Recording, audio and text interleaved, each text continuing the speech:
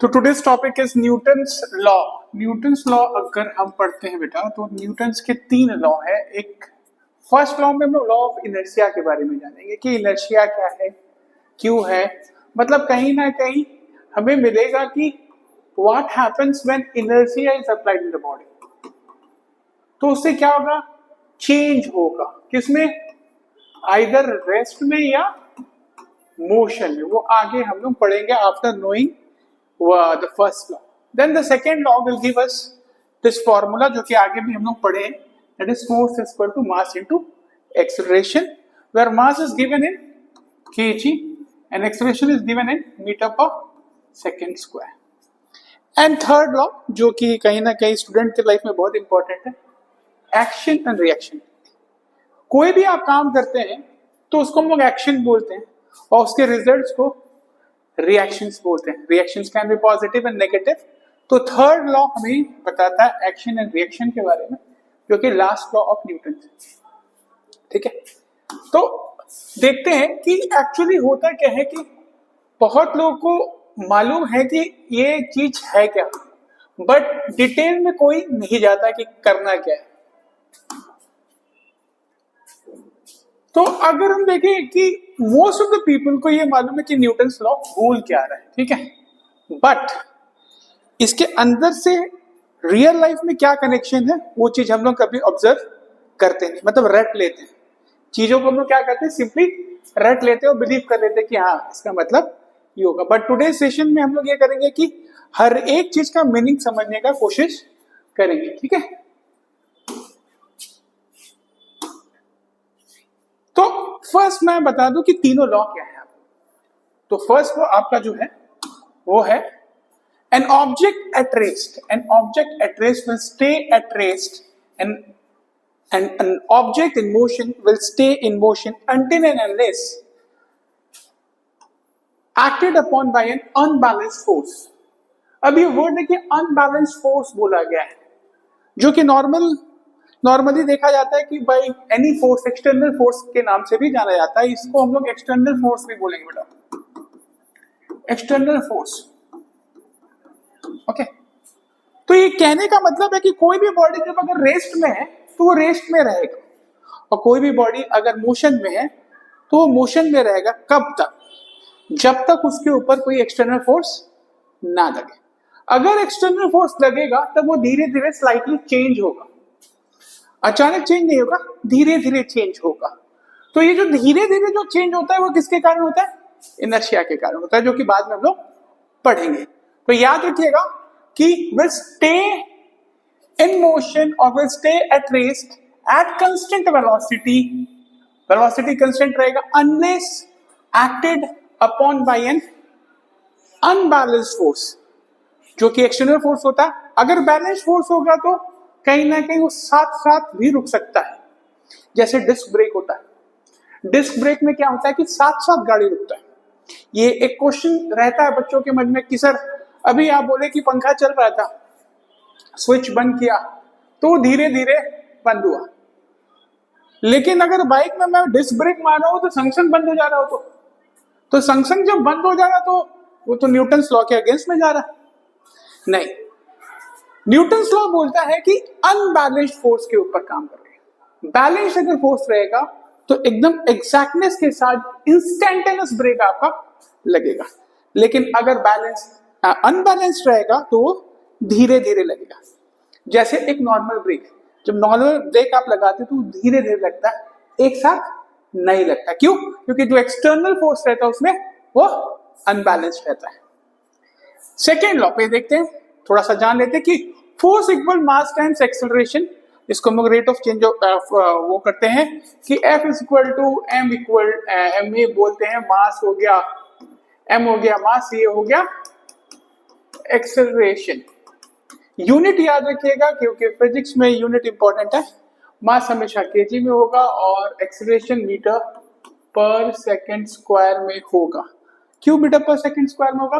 क्योंकि एक्सेलरेशन क्या होता है, v minus you by T होता है, that is final velocity minus initial velocity divided by time taken.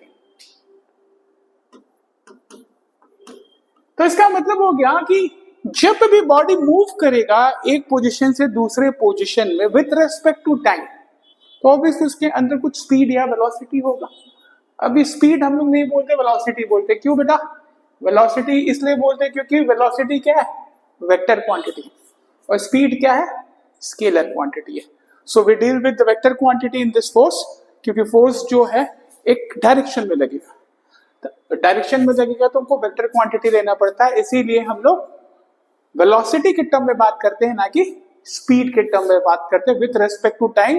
क्योंकि अगर टाइम को कंसिडर नहीं करेंगे तो मेरे को कहीं ना कहीं बॉडी का एक्सेलरेशन प्रॉपर कितने इक्वल इंटरवल में कितना लग रहा वो नहीं मिलेगा, जिसके कारण आपको यूनिफॉर्म और नॉन यूनिफॉर्म चीज जो पढ़ेंगे हम लोग, यूनिफॉर्म स्पीड जैसे होता था, यूनिफॉर्म वेलोसिटी होता था, वो इस पे डिपेंड करता है। And third law, for every action there is equal and opposite reaction. So whatever you are doing according to physics that is termed as action, और उस एक्शन का हमेशा एक रिएक्शन होगा। ठीक है?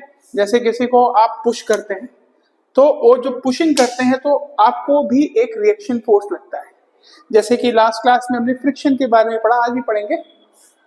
तो फ्रिक्शन में भी वही होता है कि आप चलते हो आगे, फ्रिक्शन फोर्स क्या करता है? आपको पीछे की तरफ धकेलता है।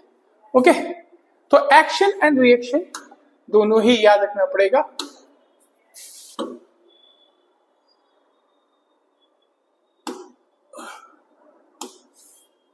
तो फर्स्ट लॉ को अच्छे से हम लोग याद रखेंगे कि an object at rest will stay at rest and an object in motion will stay in motion at constant velocity unless acted upon by an unbalanced force। ये वर्ड याद रखिएगा, unbalanced force। ठीक है? ये बैलेंस्ड होगा तो काम नहीं चलेगा, और ये unbalanced force maximum time external होता है, इंटरनल नहीं होता है। ठीक है? तो फर्स्ट लॉ के अगर हम बात करें तो फर्स्ट लॉ में मेरे पास आता है कि inertia. Inertia is the tendency of an object to resist changes in its velocity whether motion or motionless। मतलब अगर कोई भी बॉडी को अगर हमको रेस्ट में रखते हैं तो रेस्ट में रहेगा। जैसे फॉर एग्जांपल अगर मैं मान लो कि यहाँ पे मॉलिक्यूल्स बनाया, यहाँ पे कुछ बॉक्स बनाया मैं, ठीक है, यहाँ पे और एक बॉक्स को, एक मिनट,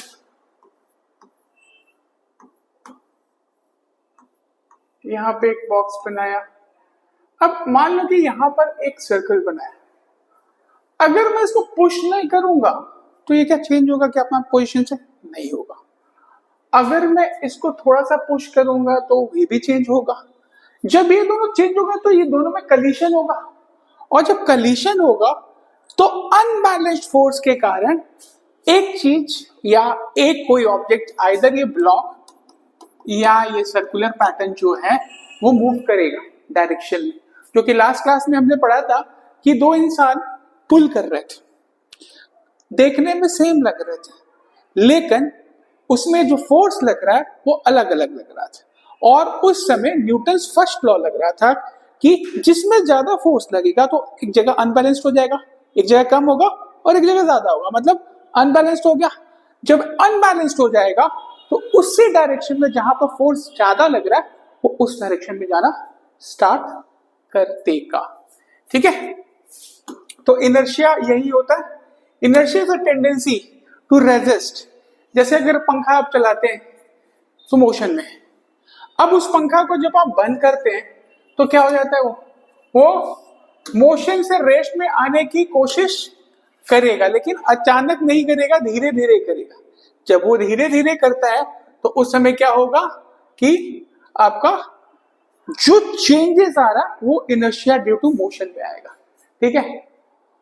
जैसे इसमें दिया गया है कि कुछ ऐसा ऑब्जेक्ट है, once airborne unless acted upon by an unbalanced force, gravity in air, flu, friction, it would never stop. कहने का मतलब है कि अगर मैं नीचे से इसके ऊपर अगर मैं फूंक मारूं तो ये हवा में आएगा। और ये कुछ बचपन में हम लोग 90s में गेम खेलते थे, एक आता था, ठीक है, तो उसमें हवा मारते थे तो ऊपर में रोटेट करता था, गिरता नहीं था, ऊपर ही में रोटेट करता था। अब नहीं आता ये सब चीज, ये बहुत पुराना एग्जाम्पल है। तो अब ये क्या होगा ना कि ये जो कंस्टेंट प्रेशर इसमें आ रहा है तो यहाँ पर ये क्या होगा कि मूव करेगा। इट मीन्स कि इसमें इनर्शिया के कारण जो कंस्टेंट अनबैलेंस फोर्स लग रहा है वो उसको बाहर तो नहीं गिरने दे रहा, अंदर ही रहने देगा और वो अपने आप मतलब उसी जगह पे रिवॉल्व करता रहेगा। ठीक है,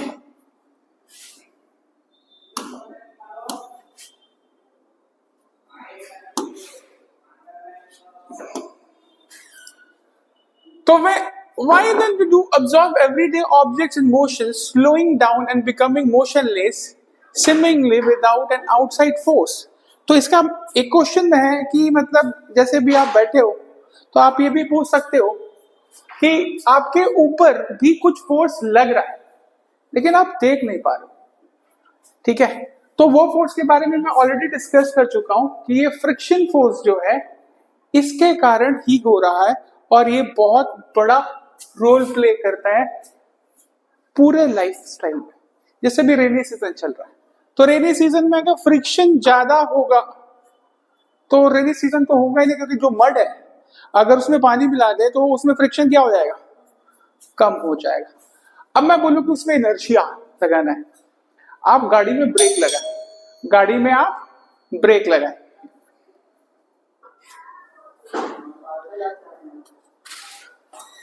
जब गाड़ी में आप ब्रेक लगाए तो क्या होगा कि गाड़ी तो रुकेगा, इनर्शिया उसमें लग रहा है।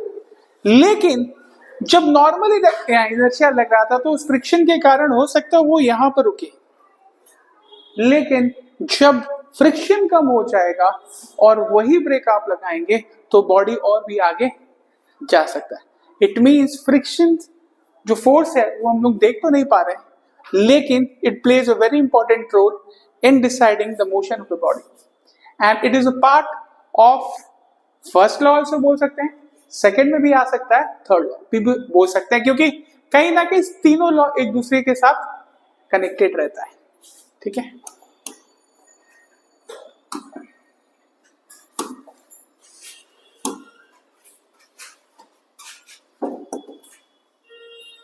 Objects in Earth, unlike the frictionless space the moon travels through, are under the influence of friction.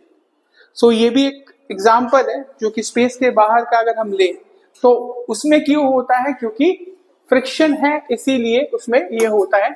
ये बस नॉलेज के लिए मैं ऐड किया हूं ताकि आपको मालूम चले कि अर्थ के बाहर भी जो चीज हो रहा है वो फ्रिक्शन के कारण हो रहा है। तो अगर फ्रिक्शन बोला जाए कितने तरह का है तो ये है आपका स्लाइडिंग फ्रिक्शन, स्लाइडिंग फ्रिक्शन जो कि आप आइस स्केटिंग जब आइस के ऊपर जाते हैं और पैर में वो लगाते हैं, बोट लगाते हैं और चलते हैं तो उसमें बोलते हैं आइस स्केटिंग में। फिर रोलिंग फ्रिक्शन जब आप बॉलिंग करते हैं तो बॉलिंग के समय में आपको दिखेगा। फिर फ्लूइड फ्रिक्शन जो कि एयर भी हो सकता है और लिक्विड भी होता है, क्योंकि फ्लूइड का मतलब क्या होता है, गैस भी हो सकता है और लिक्विड जिसमें फ्लो होने की कैपेबिलिटी। ठीक है, तो एयर और वाटर हम दोनों एग्जांपल लेते हैं एज ए रेजिस्टेंस। इसीलिए आप देखिएगा कि जो सुपर बाइक्स होते हैं वो एरोडायनेमिकली बनाया रहता है ताकि इंसान ऐसे बेंड रहेगा तो हवा ज्यादा जाएगा तो रेजिस्टेंस को कम मिलेगा। ठीक है, और उसके बाद स्टैटिक फ्रिक्शन होता है जो कि इनिशियल फ्रिक्शन होता है जब कोई बॉडी मूव करता है। ठीक है,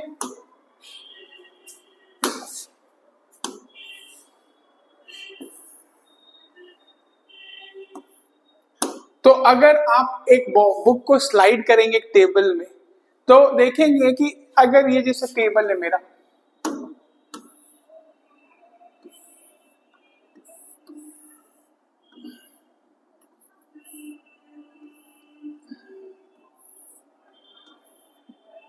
मान लीजिए इसके ऊपर मैं बुक एक रखा,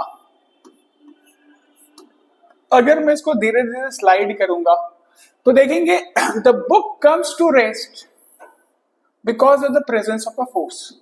मतलब कहीं ना कहीं इसमें इनर्शिया नहीं लग पा रहा, पूरी तरह नहीं लग पा रहा। जैसे मैं कोई भी अगर जैसे मान लीजिए मैं ये मोबाइल को इधर से मैं ये मान लीजिए सेल्फ है और मैं यहाँ से इसको पुश किया तो ये संग संग रुक जा रहा है, ऐसा नहीं है कि ये कंटिन्यू होकर रुक रहा है। इसके पीछे दो रीजन है। पहला रीजन तो फ्रिक्शन फोर्स है, जो कि नीचे जो सरफेस है इसका, इसको अलाउ नहीं कर रहा है। और दूसरा रीजन, जो सबसे इंपॉर्टेंट रीजन जो मैं बताया था कि नॉर्मल फोर्स ऊपर की तरफ आ रहा है और नीचे mg एक्ट हो रहा है, नीचे mg एक्ट हो रहा है, ग्रेविटेशनल फोर्स हो रहा है जो कि ज्यादा है एज कंपेयर टू इनर्शिया, जिसके कारण वो संग संग रुक जाएगा, जिसके कारण वो संग संग रुक जाता है। That because of the presence of the force, that force being the force of friction which brings the body to a rest position, तो फ्रिक्शन फोर्स बहुत इंपॉर्टेंट फोर्स हो जाता है और यही इसी के कारण क्या होगा, बॉडी बैक टू रेस्ट आ जाएगा। अगर फोर्स ऑफ फ्रिक्शन नहीं होता है बेटा, अगर फोर्स ऑफ फ्रिक्शन नहीं रहा, the book would continue in motion with the same speed and direction forever, और एटलीस्ट जब तक उस टेबल के कहीं एंड में कोई रोके ना, उसको टिल्ट ना करे, तब तक चलता रहेगा। जैसे कैरम बोर्ड याद रखिए, कैरम बोर्ड में जब हम लोग खेलने जाते हैं तो उसके ऊपर पाउडर डालते हैं, वो पाउडर क्या करता है, फ्रिक्शन को कम कर देगा, जिसके कारण आप मारेंगे तो बार बार वो रिबाउंड कर पाता है। तो that example shows the utility of friction, कितना इंपॉर्टेंट हो जाता है। बिलियर्ड्स हुआ, ये हुआ, सब में क्या होगा, ये सब लगता है।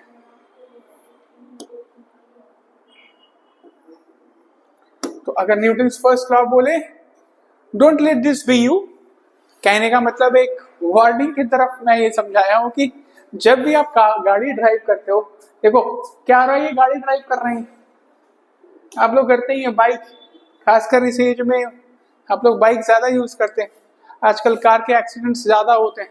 मान लीजिए because of the inertia object including you, object including you, ठीक है। तो अगर आप सीट बेल्ट नहीं पहन रहे हैं, अगर आप नहीं पहनते हैं तो कृपा करके पहन लीजिए। क्यों? क्योंकि क्या होगा कि अगर मैं मान लूं कि कार जा रहा है 80 किलोमीटर पर आवर की स्पीड में और वो कोई भी कारण से एक ब्रेक हो या किसी चीज से टकरा गया या वो सडन ब्रेक ही मार दिया, तो होगा क्या बेटा, आपका body due to inertia of motion, वो बॉडी बाहर की तरफ चल जाएगा। क्योंकि बॉडी किसमें, आपके बॉडी में कितना स्पीड रहेगा, 80 किलोमीटर पर आवर का स्पीड रहेगा, 80 किलोमीटर पर आवर का स्पीड रहेगा। इसी से दो तीन एग्जांपल प्रैक्टिकल एग्जांपल में बताऊंगा, जिसके कारण बहुत एक्सीडेंट्स होते हैं रोड्स में, बच्चों लोगों को नहीं मालूम होते हैं या बड़े लोगों को भी कभी कभी नहीं मालूम होता है। जैसे अगर आप बस से उतर रहे हो, बस से आप डाउन उतर रहे हो, एक बस है आपका और इस बस में आप चढ़े हो और यहां से उतर रहे हो, थोड़ा सा बस मूव कर रहा है। जब बस मूव कर रहा है, जिस डायरेक्शन में मूव कर रहा है, हमको उसी डायरेक्शन में उतरना है।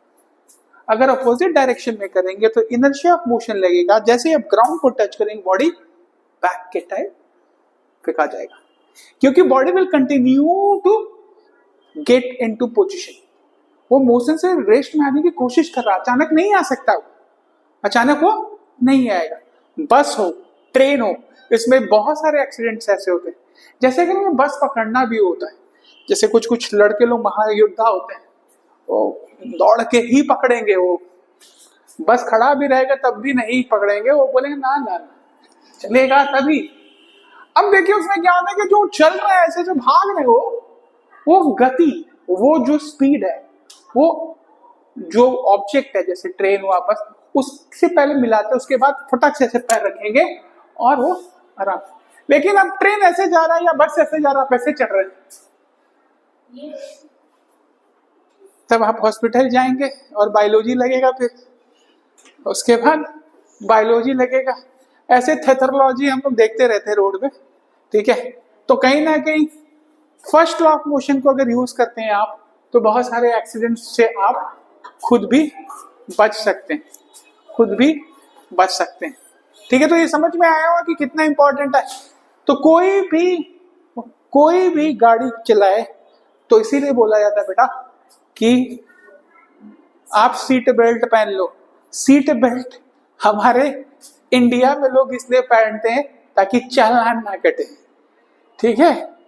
और जैसे ही देखते ट्रैफिक पुलिस नहीं है, हटा देते हैं, बोलते हैं अब तो अपना।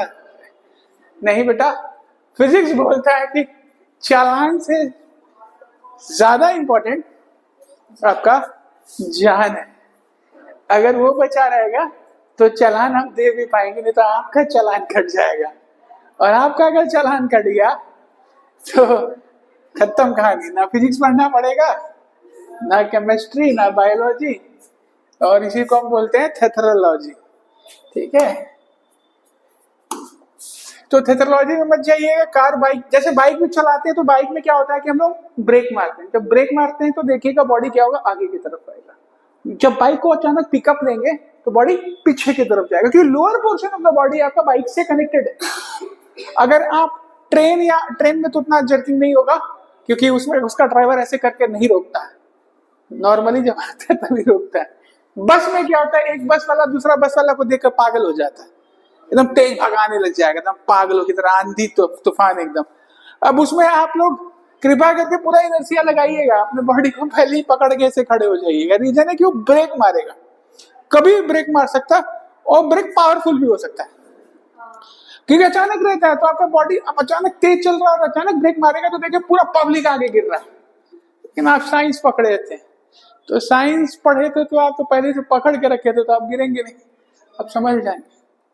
तो साइंस वाले लोगों को ये एडवांटेज मिलता, अगर चीजें दिमाग में रखेंगे तो एक्सीडेंट कम होने का चांसेस है। और नहीं पढ़े तो आप ही गिर जाइएगा, उसमें क्या है। फिर भगवान क्या है, फिर तो देखा ही जाएगा, ठीक है। तो आज हम लोग पढ़ेंगे वो न्यूटन फर्स्ट लॉ तक। तो फर्स्ट लॉ में क्या क्या हमने पढ़ा कि बॉडी रेस्ट में रहेगा या मोशन में रहेगा, कब तक, जब तक उसके ऊपर एक अनबैलेंस्ड फोर्स एक्ट ना हो। ये एक्सटर्नल होता है मोस्टली। उसके बाद इनर्शिया ऑफ रेस्ट और मोशन के एग्जांपल्स किए हमने, और ये भी डिस्कस किया कि फ्रिक्शन भी बहुत इंपॉर्टेंट फोर्स होता है जो कि एक्ट होता है, ठीक है। तो फर्स्ट लॉ आज करेंगे, सेकेंड लॉ नेक्स्ट दिन करेंगे। ओके।